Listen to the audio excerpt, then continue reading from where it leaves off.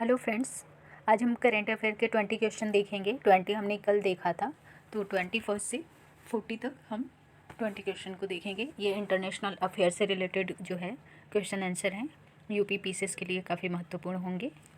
तो हम स्टार्ट करते हैं। दिसंबर 2020 में चिल्हाटी हल्दीबाड़ी रेल लिंक को 55 वर्षों के बाद पुनः खोला जा रहा है। इस रेल लिंक का संबंध किस देश से है? आंसर है बी, भारत और बांग्लादेश। फ्रेंड्स, भारत और बांग्लादेश के मध्य वर्तमान में 5 रेल लिंक जो हैं वो प्रचलन में हैं, यूज में हैं। ये जो चिल्हाटी हल्दीबाड़ी रेल लिंक है, इसे 1965 में जब भारत पाकिस्तान का युद्ध हुआ था उस समय पे बंद कर दिया गया था। इसे पुनः जो है दिसंबर 2020 में खोल दिया गया है।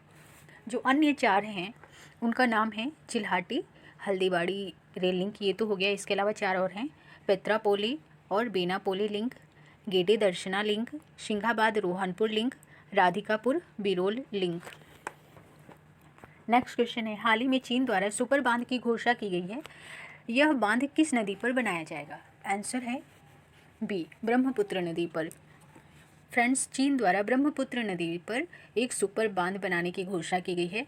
और ये चर्चा में क्यों है या विशेष क्यों है? तो विशेष इसलिए है कि ये जो सुपर बांध है ये विश्व का सबसे बड़ा जल विद्युत उत्पादक बांध होगा।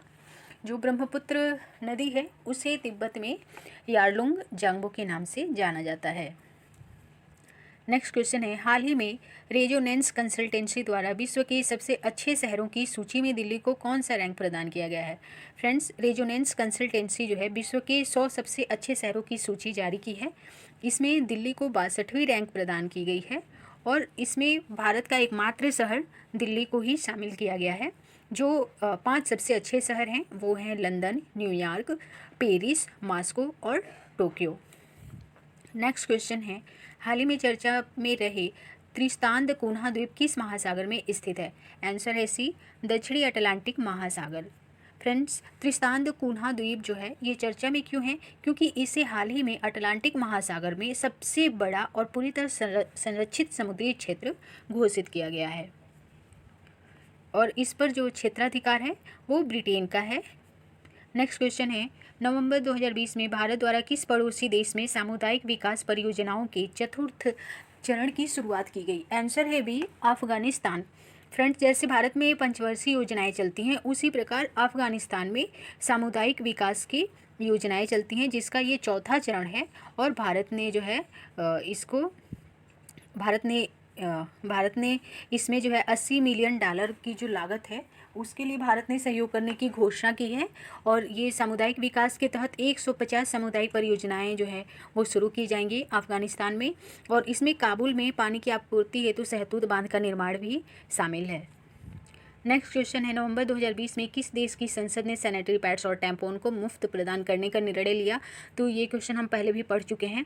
स्कॉटलैंड विश्व का पहला वो देश है जिसने जो सैनिटरी पैड्स हैं और जो इस तरह के प्रोडक्ट हैं उन पे टैक्स को ख़त्म करने का निर्णय लिया है।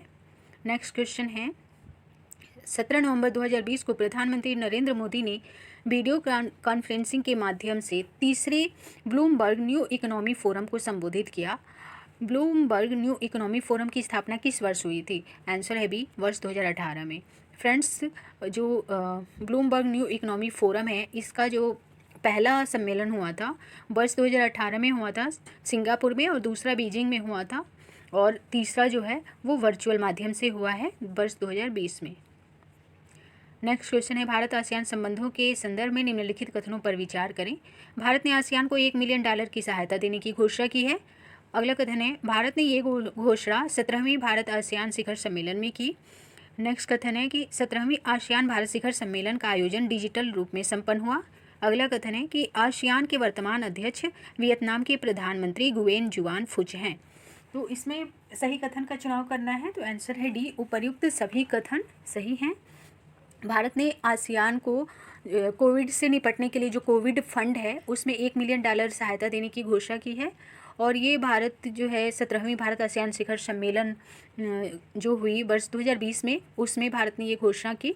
और जो है ये आयोजन जो है वो डिजिटल रूप से यानी वर्चुअल रूप में संपन्न हुआ और इसकी अध्यक्षता वियतनाम ने की। नेक्स्ट क्वेश्चन है, नवंबर 2020 में यूनाइटेड किंगडम के प्रधानमंत्री ने पेट्रोल और डीजल वाहनों की बिक्री पर प्रतिबंध लगाने की घोषणा की। ये प्रतिबंध किस वर्ष से लागू होंगे? आंसर है सी, वर्ष 2030। यूके के प्रधानमंत्री जो हैं बोरिस जॉनसन हैं, उन्होंने ये प्रतिबंध लगाया है कि वर्ष 2030 से वहाँ पे पेट्रोल और डीजल से चलने वाली वाहनों की बिक्री नहीं होगी। इसका कारण क्या है कि हाइब्रिड और इलेक्ट्रिक वाहनों को बढ़ावा दिया जाएगा ताकि यूके को वर्ष 2050 तक कार्बन तटस्थ देश बनाने में मदद मिले, और इनका लक्ष्य है कि सार्वजनिक परिवहन से शून्य कार्बन जो है उत्सर्जन हो। नेक्स्ट क्वेश्चन है, नवंबर 2020 में एशिया की पहली सौर ऊर्जा सक्षम टेक्सटाइल मिल का गौरव किसे प्राप्त हुआ? Answer A, Jai Bhavani women's cooperative textile mill को। ये जो Jai Bhavani women cooperative textile mill है, ये एशिया की पहली सौर ऊर्जा सक्षम टेक्सटाइल मिल बन गई है, और ये मिल कहाँ पे है? ये मिल महाराष्ट्र में है। नेक्स्ट क्वेश्चन है, अंतर्राष्ट्रीय वित्तीय सेवा केंद्र में बैंकिंग इकाइयों की स्थापना का मार्ग प्रशस्त करने के लिए अंतर्राष्ट्रीय वित्तीय सेवा केंद्र प्राधिकरण बैंकिंग विनियम 2020 को कब मंजूरी प्रदान की गई? आंसर है ए, 11 नवंबर 2020 को। ध्यातव्य है कि अंतर्राष्ट्रीय वित्तीय सेवा केंद्र का मुख्यालय जो है वो गांधीनगर गुजरात में है। नेक्स्ट क्वेश्चन है, नवंबर 2020 में जारी आंकड़ों के अनुसार भारत में किस देश से चावल की भूसी के तेल का आयात दोगुना होने के करीब है? तो आंसर है सी, बांग्लादेश।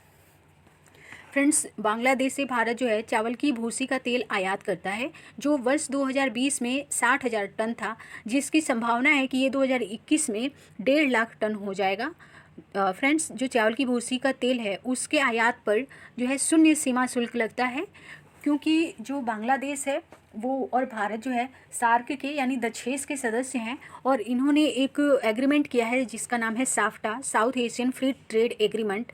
इसी के तहत भारत जो है बांग्लादेश से चावल की भूसी का तेल आयात करता है। नेक्स्ट क्वेश्चन है, नवंबर 2020 में नाइट फ्रैंक ने वैश्विक आवासीय शहर सूचकांक को जारी किया। इस सूचकांक में किस भारतीय शहर को उच्च रैंकिंग प्रदान की गई है? आंसर है ए, दिल्ली को, मतलब दिल्ली को। इसमें मुंबई को 33वां और बेंगलुरु को 34वां स्थान प्राप्त हुआ है। और इसमें मानदंड क्या होता है कि आवासीय संपत्तियों के वार्षिक मूल्य में बढ़ोतरी कितनी हुई? तो सबसे ज़्यादा बढ़ोतरी हुई वो है आकलैंड जो शहर है, वहाँ के आवासीय संपत्ति के मूल्यों में सर्वाधिक जो है वृद्धि हुई है। प्रथम स्थान आकलैंड को मिला है। नेक्स्ट क्वेश्चन है, ब्रिक्स शिखर सम्मेलन से संबंधित निम्नलिखित तथ्यों पर विचार कीजिए। पहला है, वर्ष 2020 में ब्रिक्स का वर्चुअल शिखर सम्मेलन रूस की मेजबानी में सेंट पीटर्सबर्ग में आयोजित किया गया। अगला कथन है, 2019 के ब्रिक्स शिखर सम्मेलन की मेजबानी ब्राज़ील ने की थी। एंड अगला कथन है कि 2021 के ब्रिक्स शिखर सम्मेलन की मेजबानी भारत करेगा। अब इनमें कूट की सहायता से सही कथन का चयन करना है। इसमें सही आंसर है सी, उपर्युक्त तीनों कथन सही हैं।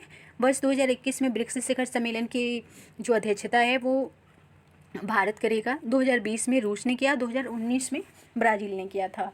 फ्रेंड्स, इसको याद करना बहुत ही आसान है कि ब्रिक्स के जो शिखर सम्मेलन होते हैं उनकी मेजबानी या अध्यक्षता कौन करेगा, क्योंकि इसमें जो है एक क्रम से, अल्फ़ाबेट के क्रम से ही सभी को अध्यक्षता मिलती है। जैसे ब्रिक्स है तो ये सदस्यों के नाम का जो पहला लेटर होता है उसी से मिलके बना है। B for Brazil, R for Russia, I for India यानी भारत, सी फॉर चाइना और एस फॉर साउथ अफ्रीका। तो बारी बारी से ये जो है ब्रिक्स की अध्यक्षता करते हैं। जैसे बी फॉर ब्राज़ील ने कर लिया तो उसके बाद नेक्स्ट ईयर आर फॉर रसिया करेगा, उसके बाद आई फॉर इंडिया करेगा, उसके बाद से सी फॉर चाइना करेगा, और फिर उसके बाद से एस फॉर साउथ अफ्रीका यानी दक्षिण अफ्रीका करेगा। तो ये बारी बारी से जो है इसी क्रम में, जिस क्रम में ये नाम में इनकी इसकी स्पेलिंग है उसी क्रम में वे ब्रिक्स की अध्यक्षता करते हैं। तो ये अगर आपको याद है तो आपके लिए हमेशा ये याद करना बहुत ही आसान होगा। नेक्स्ट क्वेश्चन है, हाल ही में किस देश में SARS-CoV-2 कोरोना संक्रमण के अलग किस्म के मामलों की पहचान की गई है? आंसर है डी, डेनमार्क। फ्रेंड्स, डेनमार्क में जो कोविड का एक अलग तरह का केस है जिसको SARS-CoV-2 कहा गया है, इसकी पहचान की गई है। वहाँ का एक पशु है मिंक, जिसको उदबिलाव कहते हैं, उसमें इसकी पहचान की गई है डेनिश पब्लिक हेल्थ अथॉरिटी द्वारा। और यही कारण है कि डेनमार्क की सरकार ने 17 मिलियन के लगभग में मिंक को मारने का आदेश दिया है। नेक्स्ट क्वेश्चन है, हाल ही में नेपाल के राष्ट्रपति विद्या देवी भंडारी ने किस भारतीय महापुरुष पर एक विशेष सचित्र संकलन जारी किया है?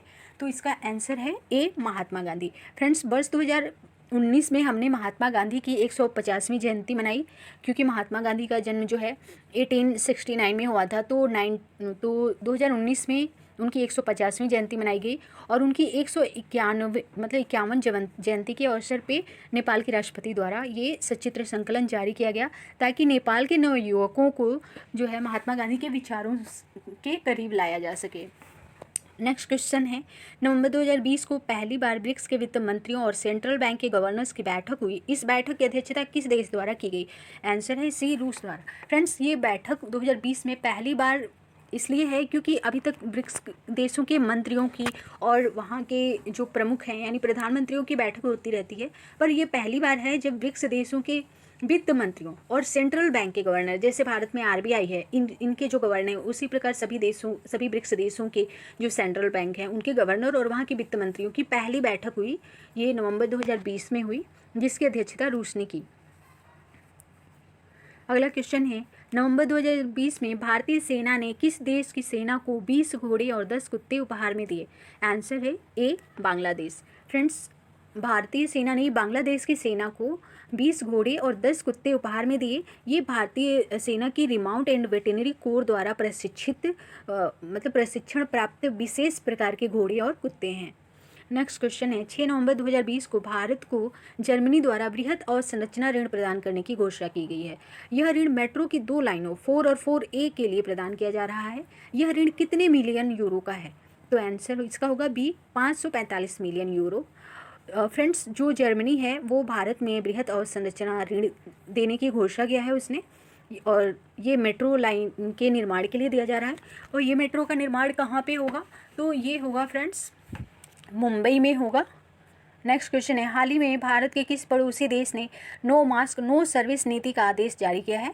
आंसर है सी, बांग्लादेश। बांग्लादेश में जो है मंत्रिमंडल ने, वहाँ के जो प्रधानमंत्री हैं शेख हसीना, उनकी अध्यक्षता में ये डिसीजन लिया कि बिना मास्क के किसी भी व्यक्ति को कार्यालय में प्रवेश नहीं दिया जाएगा।